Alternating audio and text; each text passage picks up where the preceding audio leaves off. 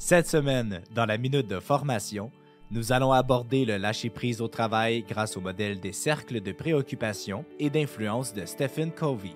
L'objectif de cette minute est d'outiller les employés et les gestionnaires pour qu'ils soient moins stressés lors de leurs activités professionnelles. Selon une étude menée par Robert Walters, 60% des travailleurs interrogés éprouvent du stress au travail. Cela peut compromettre la santé mentale et physique des employés ainsi que leur performance professionnelle. Lâcher prise au travail est crucial pour maintenir un équilibre mental et émotionnel. Afin de mieux gérer son stress au travail, vous pourriez mettre l'accent uniquement sur les choses sur lesquelles vous avez un contrôle, en utilisant le modèle des cercles de préoccupation et d'influence de Stephen Covey. Le modèle comprend deux cercles, le cercle de préoccupation et le cercle d'influence. Le cercle de préoccupation englobe toutes nos inquiétudes, qu'elles soient directement sous notre contrôle ou non. En revanche, le cercle d'influence est composé des éléments sur lesquels nous avons un certain pouvoir, comme nos propres attitudes, les comportements ou la manière dont nous traitons les autres. Voici une mise en situation pour illustrer ces concepts. Sylvie travaille pour une multinationale dans le département des ventes. Son rôle consiste à gérer les relations avec les clients et à atteindre les objectifs de vente fixés par la direction.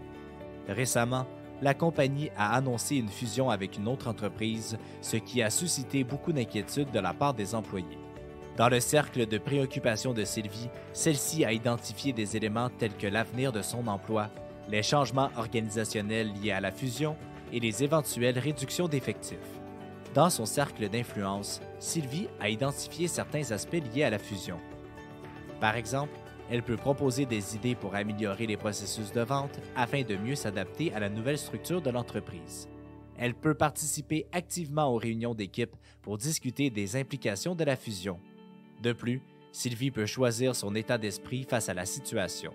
Elle peut décider de rester positive et proactive en se concentrant sur les opportunités que la fusion pourrait offrir. Elle peut également choisir de se former davantage pour acquérir de nouvelles compétences qui pourraient être utiles dans ce contexte de changement. Faites l'exercice vous aussi lorsque vous faites face à une situation stressante. Quels sont les éléments sur lesquels vous ne pourrez pas interférer?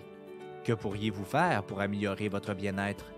Covey souligne l'importance de concentrer notre énergie sur notre cercle d'influence plutôt que sur notre cercle de préoccupation. Cela nous permet d'exercer un contrôle sur notre vie et de créer des changements positifs, tandis que se concentrer sur le cercle de préoccupation peut mener à la frustration et à un sentiment d'impuissance. C'est ainsi que se termine la minute de formation de cette semaine. On se donne rendez-vous la semaine prochaine.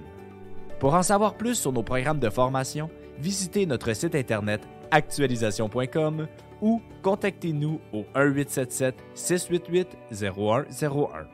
Actualisation, formation et conseils depuis 1970.